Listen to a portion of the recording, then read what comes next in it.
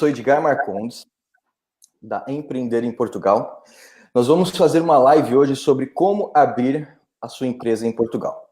Agora, deixa eu me apresentar. Estou em Portugal há 2 anos e tenho 2 empresas. Uma que é uma agência de intercâmbio, eu trago estudantes da América Latina para estudar na Europa, e também uma startup. Eu moro no sul de Portugal, na região do Algarve, e estou aqui no escritório, uma incubadora chamada Startup Portimão.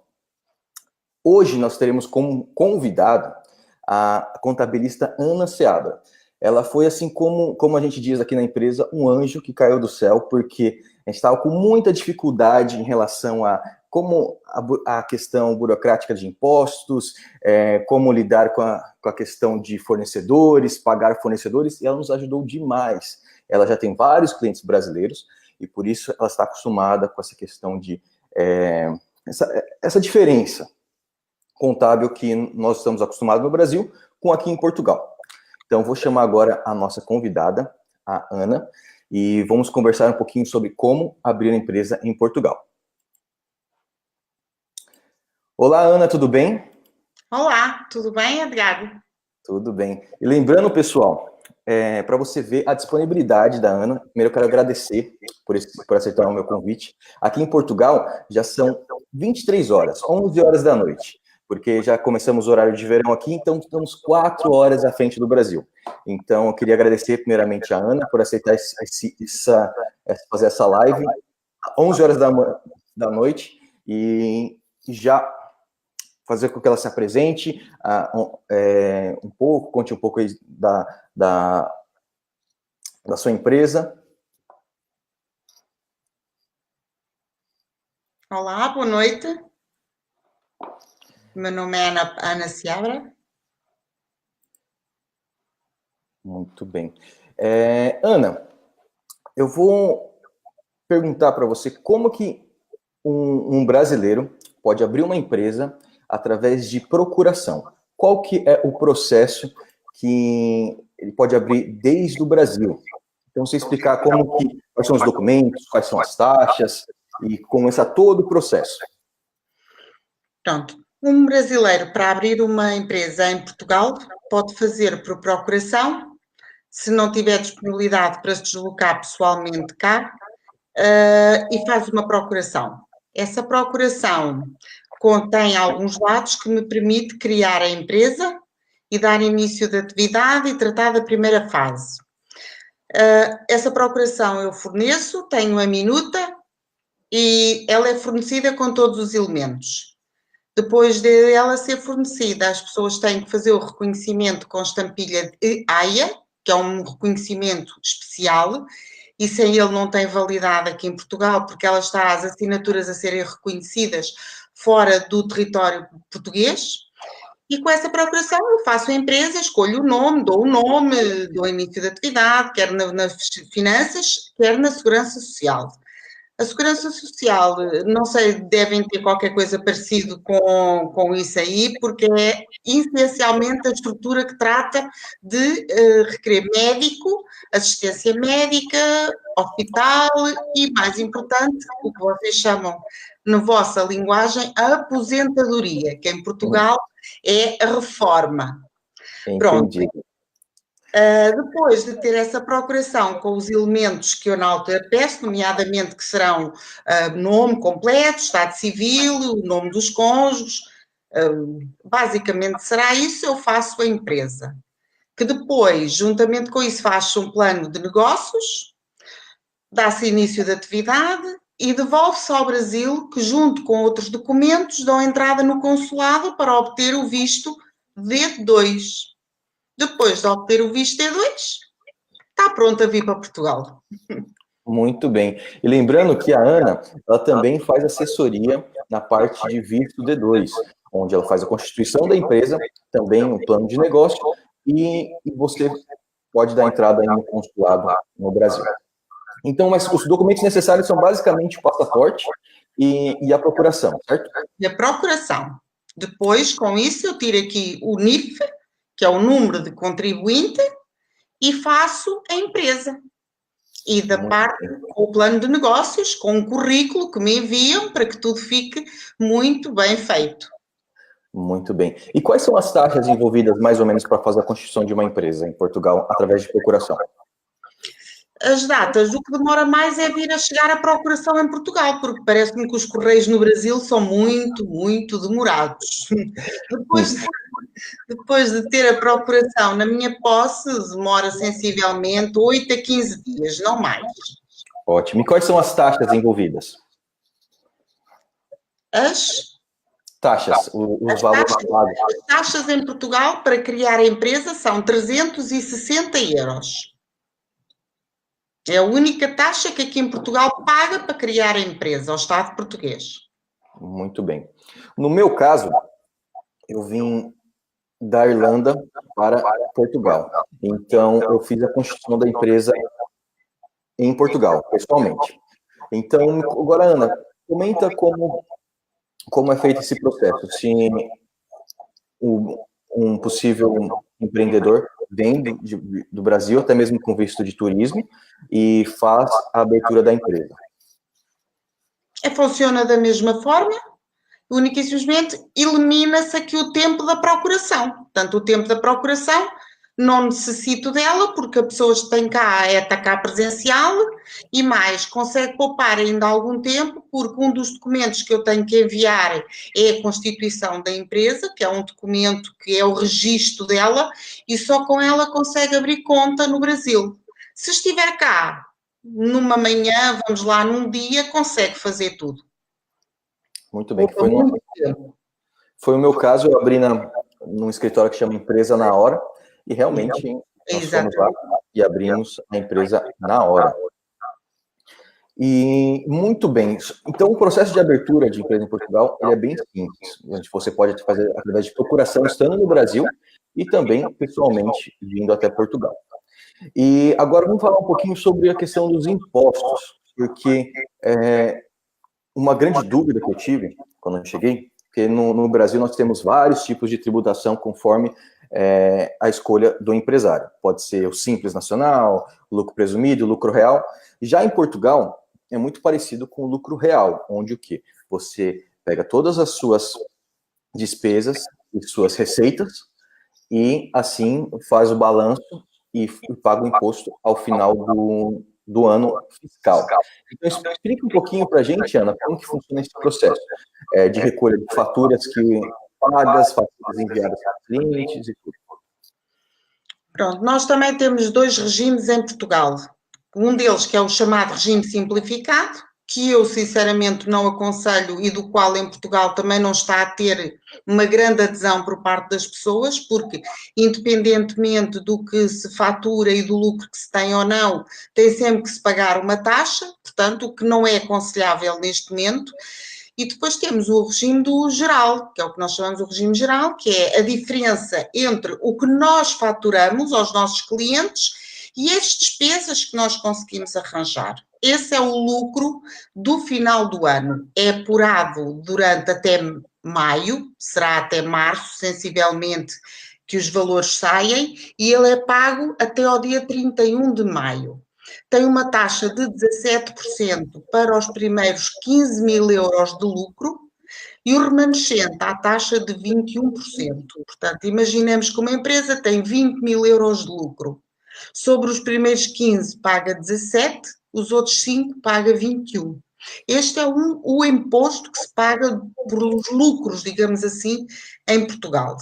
Depois temos outros que incidem, mas será o IVA trimestral, mas penso que também é muito semelhante ao do Brasil. Se não é, vocês têm algo muito, muito parecido. Aqui há uma questão que se põe muito, muito importante, que eu vou chamar a atenção desde já, porque já faço as contabilidades há alguns anos e vim-me a perceber que vocês têm uma questão muito mais simplificada no Brasil que nós. Em Portugal, nós somos tributados por duas formas, pelos lucros e pelos movimentos financeiros. Parece-me que, segundo o que eu percebi, no Brasil vocês podem levantar o dinheiro todo da empresa, todo ou quase todo, aquele que vocês assim o entenderem para a vossa esfera pessoal, pessoal mesmo, pessoa física, digo como vocês dizem, e não são tributados. Aqui em Portugal, não. O dinheiro que está na empresa não pode nem deve ser retirado, exceto se for para fazer alguns pagamentos por conta da empresa. É uma situação que eu não aconselho, é um alerta que eu tenho agora o cuidado de alertar as pessoas, porque me apercebi que vocês desconheciam esse facto e que tem taxas elevadas, nomeadamente 28%. Exatamente. Porque no Brasil não há cobrança de lucro, uma vez porque já é tributado o imposto de renda quando você faz a faturação, e o lucro você retira sem pagamento desses dividendos. Já em Portugal, não. Em Portugal, você faz o balanço das suas receitas, suas despesas, e a cobrança de imposto de renda sobre a empresa, que é 15% ou 21%, né? Não, 17% ou 21%. E assim, você faz, para você retirar esse lucro da empresa para a pessoa física, você paga o seu imposto de renda pessoa física, pessoa singular, como eles chamam aqui. Então, que é 28% sobre a retirada. Então, mas uma questão que eu até levantei aqui nas perguntas é o quê? Como que funciona em relação às despesas pagas? Por exemplo, se eu tenho um aluguel do apartamento onde eu vivo, a despesa do carro que eu uso, o combustível, o que eu posso colocar em despesa da empresa que seria, digamos, pessoais?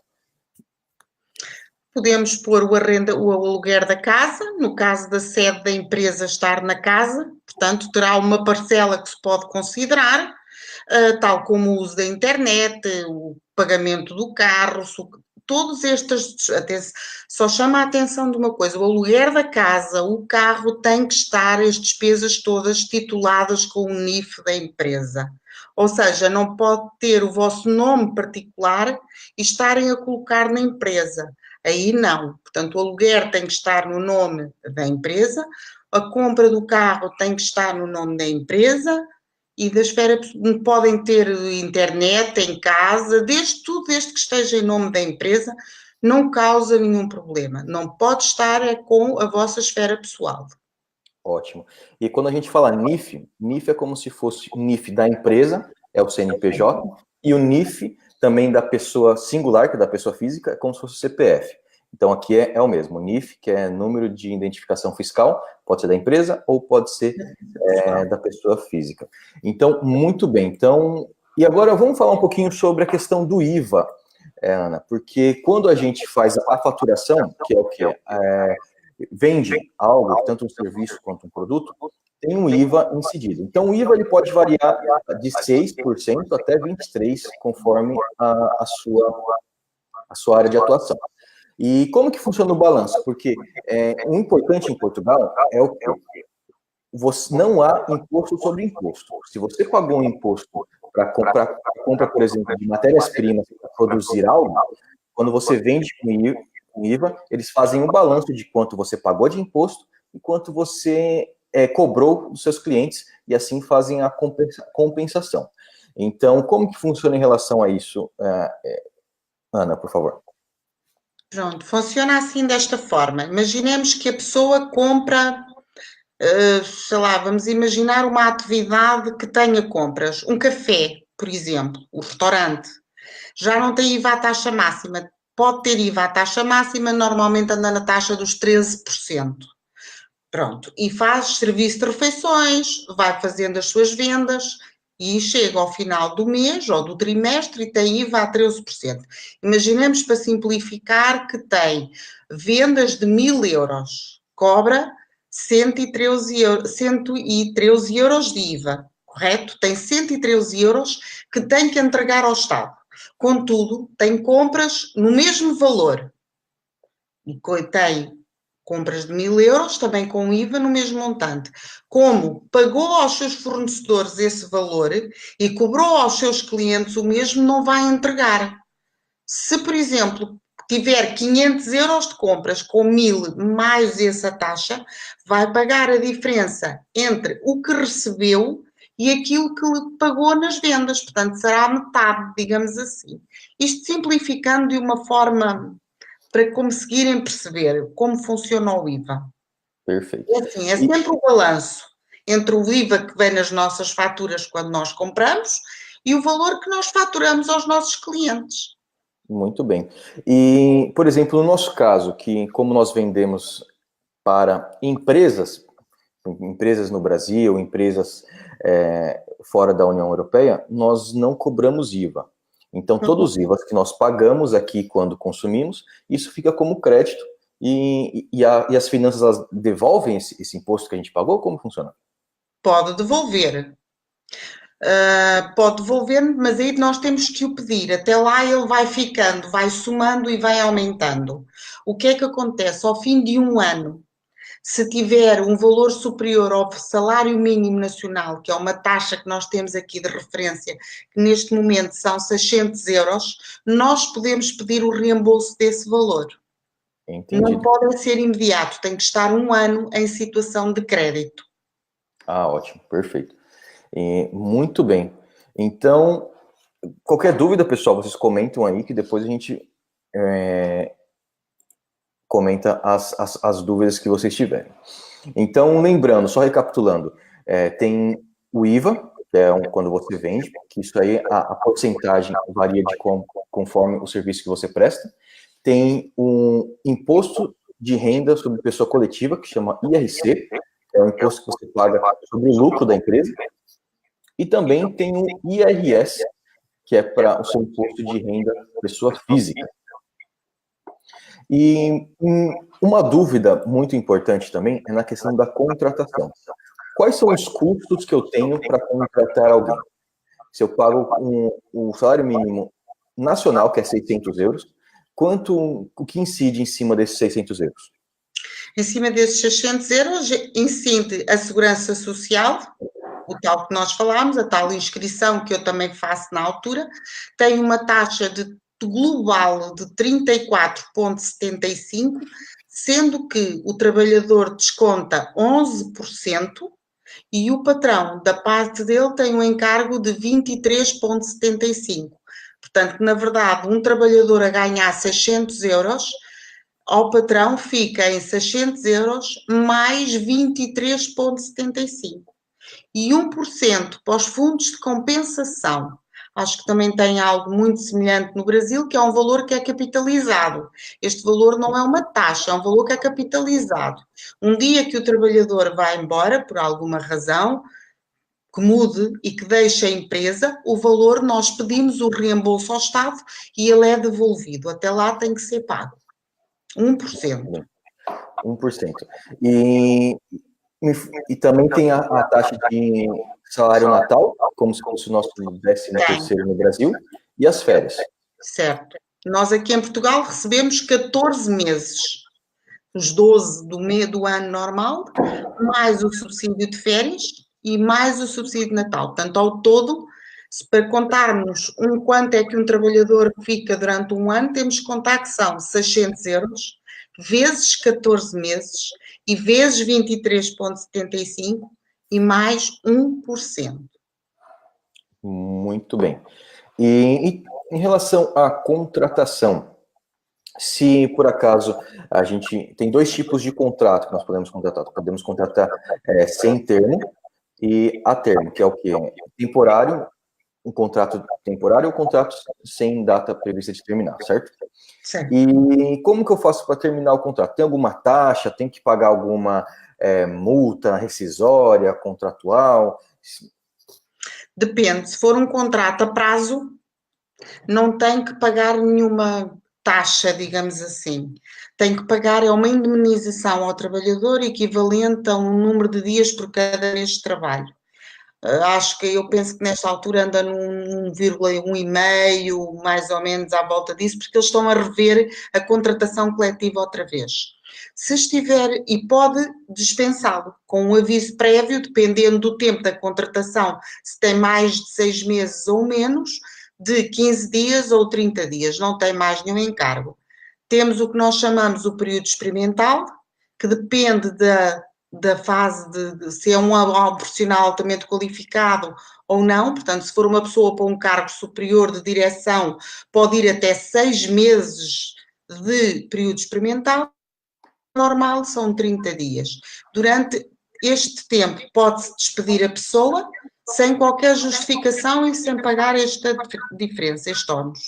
Se for um trabalhador por tempo que nós chamamos indeterminado, ou seja, sem prazo, o que nós aqui também chamamos efetivo na empresa, aí já muda a coisa. Não se pode despedir sem uma justa causa, muito provavelmente, se houver uma situação mais grave, ele leva-se para um processo disciplinar, ou exceto se for, por exemplo, extinção de um posto de trabalho ou qualquer outra coisa assim, e aí já obedece a outras contas, digamos assim. Esta indenização varia em função do tempo de trabalho, porque é 2 dias por cada mês de trabalho. Acho que é 2 dias, depende. Entendido. São coisas diferentes. Enquanto que o contrato a prazo pode despedir, em qualquer das fases, pagando só uma pequena indenização ao trabalhador, o contrato sem termo ou por tempo indeterminado não pode despedir sem uma justa causa. Esta é a base fundamental da diferença entre os dois contratos. Perfeito. Então,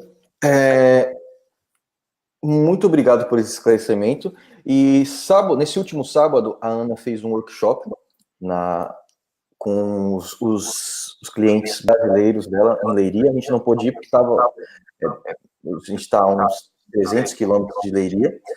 Mas se você tiver alguma coisa para acrescentar, Ana, sobre principais dúvidas que os empreendedores brasileiros têm quando constituem uma empresa em Portugal, o que você tem para dizer assim, do feedback do workshop que você fez no sábado? Foi um workshop, eu achei por bem fazer, porque como me apercebi que há algumas diferenças na legislação fiscal entre Portugal e o Brasil, as pessoas estavam um pouco a gerirem as empresas por base na lei brasileira. Eu achei por bem explicar, que foi muito bom, as pessoas gostaram, ficaram esclarecidas, tirámos muitas dúvidas, nomeadamente o que é que pode pôr nas empresas, o que é que não se pode pôr nas empresas, o que é dedutível em termos de IVA, porque nós temos despesas que não são dedutíveis, apesar de terem IVA, elas não são dedutíveis, nomeadamente as refeições, as portagens dos carros, não são. Portanto, foi basicamente um esclarecimento fiscal neste aspecto. E depois encontrar uma forma de as pessoas conseguirem ter um salário um bocadinho superior sem ter grandes impostos, digamos assim, sem grandes encargos. Porque, como eu expliquei, os encargos em Portugal são grandes, as despesas também são muitas e a gente tenta sempre, dentro da legalidade, arranjar uma justa forma para que o Estado não fique prejudicado e vocês também venham para Portugal e consigam ter um nível de vida razoável e satisfatório para que fiquem satisfeitos. Muito bem. E a gente tem uma pergunta. É justo fazer a inscrição na Segurança Social com contrato de apenas 2 meses? Então, contratei uma pessoa a termo de 2 meses, um contrato de 2 meses, eu sou obrigado a fazer a inscrição dessa pessoa na Segurança Social, certo? Nem que seja por um dia. Mas Muito bem. obrigado a fazer a inscrição na Segurança Social. Perfeito. E uma outra dúvida é qual o custo mensal com o contabilista? Então, qual é o custo que, mais ou menos, dependendo também do número de funcionários, do número de trabalho que o contabilista tem, varia o valor da contabilidade. Mas quanto que é o custo médio? O custo médio pode andar entre os 100 euros, 110 mais ou menos, a 150 euros se for já uma empresa com muito movimento. Não importa o número de funcionários, isso é relativo, importa o número de movimento de documentos. Uma empresa pode ter, e eu por experiência falo, tenho muitos trabalhadores na área da informática que só têm 2 ou 3 papéis. Mas depois tenho restaurantes que têm N de papéis, muitos papéis mesmo. Portanto, mas anda sempre na base entre os 100, 150, mas 150 já tem que ser uma empresa com algum movimento e com alguma dimensão. Perfeito. Mas de 100 a 150, mais 23 de IVA. Mais 23% do IVA que depois vai deduzir nas faturas que faz aos clientes. Portanto, no fundo, este imposto é transparente, porque se não me pagar a mim, vai ter que o pagar depois todo ao Estado. Se não tivesse valores para deduzir, o que é que ia acontecer? Iam agarrar nesse valor todo cobrado aos seus clientes e iam ter que o entregar por inteiro ao Estado. Assim, depois há estes contrabalanço, digamos assim, entre o liquida e o deduz, entre aquilo que paga e aquilo que recebe, e sempre vai ficando com qualquer coisinha. Entendido. Então, eu vou fazer uma live daqui a alguns dias, eu vou colocar aí no grupo, sobre como foi o meu processo de visto D2, e também, já recapitulando, a Ana, ela faz a constituição da empresa e também auxilia no processo de visto D2. Então, qualquer dúvida que você tiver em relação à constituição de empresa, até mesmo o visto D2, você pode comentar aqui, e assim eu passo esses comentários para a Ana, e eu recomendo, assim, como cliente, já temos as duas empresas que hoje eu constituo em Portugal, são a Ana, que faz a contabilidade, e a gente tem, estamos inteiramente satisfeitos e super recomendamos, e já tivemos experiência com o primeiro contador que não foi muito satisfatório, então por isso que a indicação é muito importante. Então, só recapitulando, para você constituir uma empresa em Portugal, as taxas mais ou menos são 360 euros. Você pode pagar através de procuração, então a procuração a Ana te envia essa procuração, envia para o Brasil, você faz a impressão, vai até um cartório, faz o reconhecimento de AIA, que é um reconhecimento que é válido em Portugal, então o reconhecimento de AIA eu acho que está em torno de R$200, você vai até um cartório e faz esse contrato, envia essa procuração para a Ana, e a Ana faz a constituição da empresa em Portugal, sem você necessariamente estar presente. E também tem a outra opção, que as taxas são as mesmas, 360 euros, mas você vem até Portugal, faz a abertura da empresa e já tudo pessoalmente, a empresa sai na hora.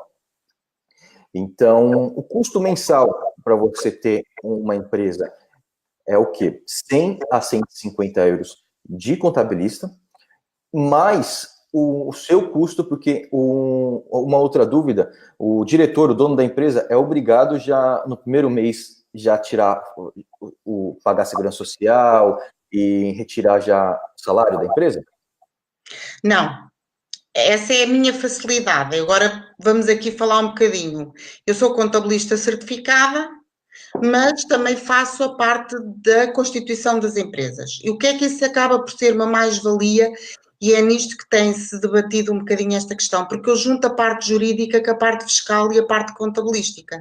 E tenho tido algum sucesso nesta área, porque evito que as pessoas paguem imposto antes de cá estar, como foi alguns casos que me aconteceram, porque os advogados não sabem, e como não sabem, o que é que acontece? Eles fazem as empresas, dão início de atividade e esquecem-se que, porque quando nós fazemos uma empresa, há uma linha que nos leem logo, que nos diz assim, tem que dar início de atividade nos próximos 15 dias.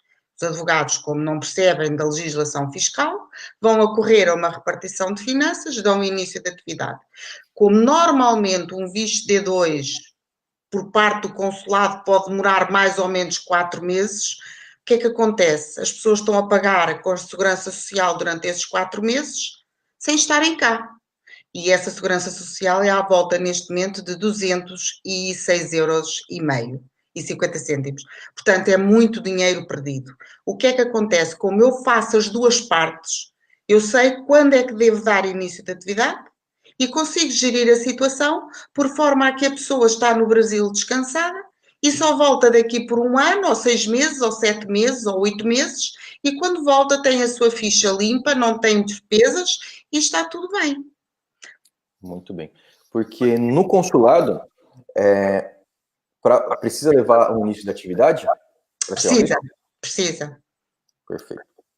Além de ter essa mesma escritura, que tem que dar início à atividade em 15 dias, tem também que o entregar no consulado. Esta parte, como os advogados, os juristas não sabem, ultrapassa-lhes um pouco o problema e então muitas das vezes dá sérios problemas, porque as pessoas chegam cá e têm 3, 4, 5, 6, 7 meses de segurança social para pagar.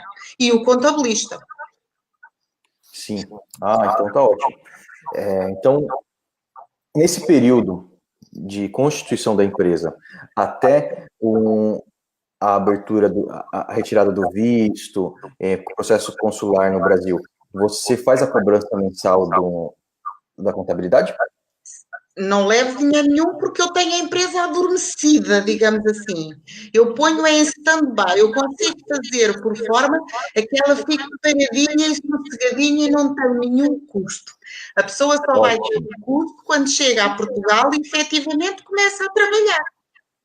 Ótimo, porque no meu caso, na contabilidade que nós fizemos para o visto, eu constituí a empresa em fevereiro de 2017 e só vim para Portugal em setembro. De fevereiro até setembro, eu paguei mensalmente 200 euros de segurança social, então era eu e um outro sócio, então foram 200 euros para cada um, e mais o valor de 100 euros mensais de contabilidade. Então, olha o valor que você pode economizar fazendo o seu processo de visto através da Ana, porque ela tem expertise na questão fiscal e pode te ajudar em relação a isso. Então, isso não há nenhuma ilegalidade, é uma questão de você começar a pagar as taxas efetivamente quando começa a trabalhar, porque você estando no Brasil, também há a possibilidade, porque você pode trabalhar, faturar com a empresa estando no Brasil. Se, por exemplo, um programador, coisa assim, ele consegue fazer isso. Então, nesse caso, tem que pagar as taxas e pagar tudo. Mas se a empresa não está a funcionar, não está funcionando, não é necessário pagar. Não paga. Não paga a ninguém. Eu consigo pô-la adormecida, em stand-by, hibernou. Ela está durante esta fase entre a Constituição e a pessoa chegar a Portugal e começar a trabalhar e a ter despesas propriamente dito, eu consigo hiberná-la. Essa é uma valia que eu pessoalmente tenho, porque não há despesa. A pessoa só paga aquilo, faz, está descansada, porque só vai realmente ter atividade quando chegar a Portugal é que vai começar a ter as suas despesas e a sua atividade. Então tá ótimo. Muitíssimo obrigado, Ana, por ter aceitado o meu convite. E lembrando que essa live vai ficar disponível no grupo e também eu vou publicá-la em outros grupos de empreendedores brasileiros. Então, qualquer dúvida que vocês tiverem, comentem, que eu pego essas dúvidas, passo para a Ana. E se vocês precisarem também do contato da Ana para fazer o processo de contabilidade, até mesmo o processo de visto, você também comenta que eu passo o seu contato para ela, porque assim vocês possam conversar e assim chegar num consenso. Porque isso aqui apenas para passar a informação e facilitar para que o brasileiro possa vir e empreender. A vantagem de Portugal é o quê? Eles estão abrindo as portas para quem querem realmente empreender, investir e gerar emprego no país. E uma série de vantagens que outras lives eu vou fazer, explicando as vantagens e uma série de coisas que eu conquistei. Por exemplo, tem um fundo europeu que eu pedi um investimento de 485 mil euros para a minha startup, e desses 485 mil euros, 45% o governo vai disponibilizar. Então, 218 mil euros o governo vai fazer o investimento, porque eu estou gerando emprego, estou gerando recursos, e assim